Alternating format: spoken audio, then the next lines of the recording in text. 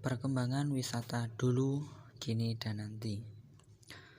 Seiring berkembangnya zaman, perubahan demi perubahan pun terjadi.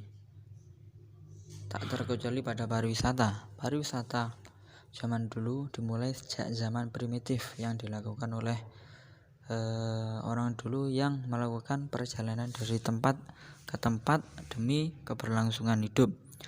Sejarah perkembangan pariwisata dimulai setelah Perang Dunia ke-1, di mana Perang Dunia ke-1 memberikan pengalaman kepada orang untuk mengenal negara lain, sehingga dapat membangkitkan minat berwisata ke negara lain.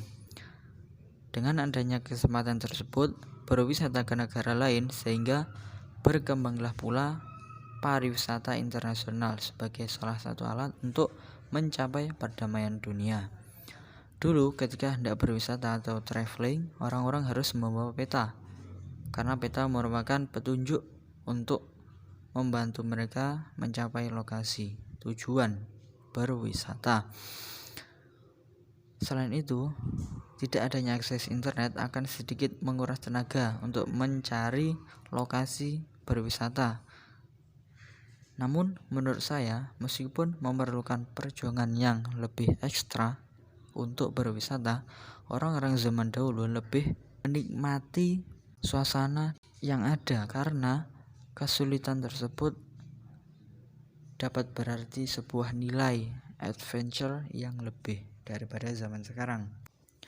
Perkembangan pariwisata pada zaman sekarang, dengan adanya pandemi COVID-19 menyebabkan para pelaku pariwisata harus memiliki kemampuan adaptasi yang tinggi dengan berbagai inovasi dan kolaborasi yang baik, karena masyarakat mulai berubah dengan dibarengi tren pariwisata yang telah bergeser. Contohnya, sebelum pandemi ada, orang-orang berlibur ke destinasi wisata di Indonesia maupun di luar negeri dengan seenaknya dan bebas. Namun dengan adanya pandemi menyebabkan pariwisata berubah seperti liburan tanpa bersentuhan dengan orang lain. Begitu pula menyebabkan hotel-hotel berdampak akibat pandemi, yaitu perhotelan tidak bisa hanya mengandalkan staycation. Penyedia hotel juga harus beradaptasi agar bisa bertahan, seperti menawarkan work from hotel. Keinginan berlibur tanpa banyak bertemu pun mulai mengubah tren layanan paket wisata. Para pelaku industri pariwisata harus mulai memberikan layanan paket wisata eksklusif agar lebih aman dan meminimalisir penularan virus. Sedangkan sisi lainnya, destinasi wisata memiliki tempat yang mana di saat pandemi mulai sepi pengunjung.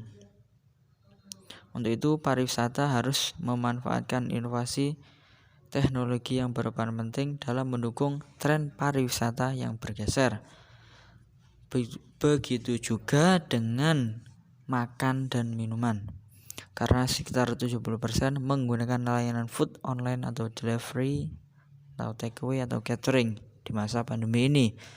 Maka sudah seharusnya pihak restoran atau warung makanan memberikan layanan takeaway dengan menerapkan contactless service. Kemudian kemungkinan yang terjadi pada masa mendatang terhadap pariwisata di Indonesia maupun di luar negeri.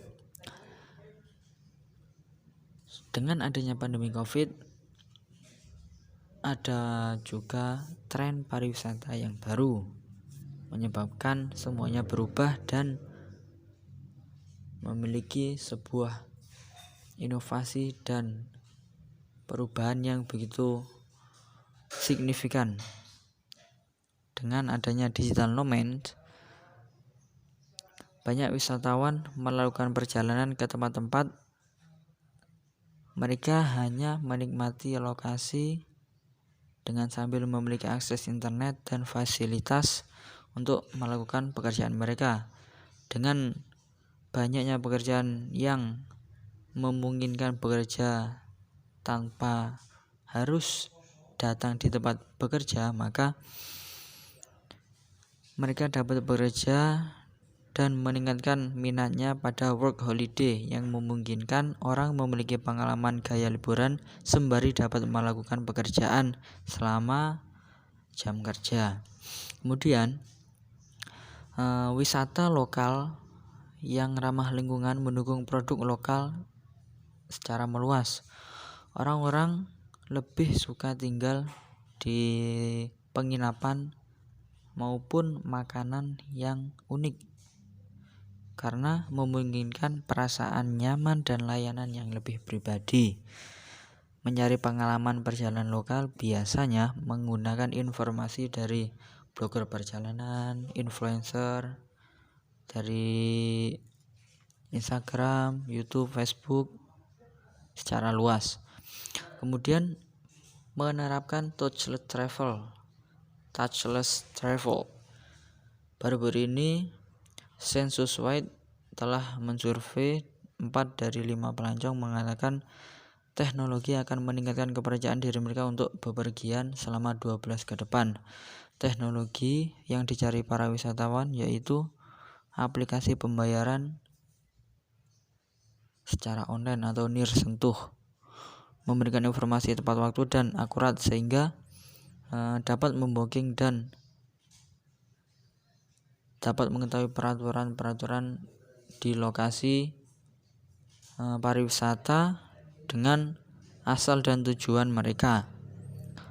Dengan demikian, peluang signifikan untuk memberikan solusi yang memungkinkan orang melakukan perjalanan dengan cara yang lebih aman dan meyakinkan, sehingga dapat membatasi kontak fisik dengan wisatawan. Akan tetapi, mereka tetap dapat up to date dengan berkomunikasi secara lisan seiring berkembangnya zaman. Kami juga memiliki paket wisata yaitu paket wisata Island Fun Tour. Jadi destinasi yang ada meliputi Dufan, wisata Dufan di air maupun di darat, kemudian wisata Pulau Tidung, snorkeling di pulau air dan payung, kemudian tak lupa juga ada sunrise dan sunset di Jembatan Cinta.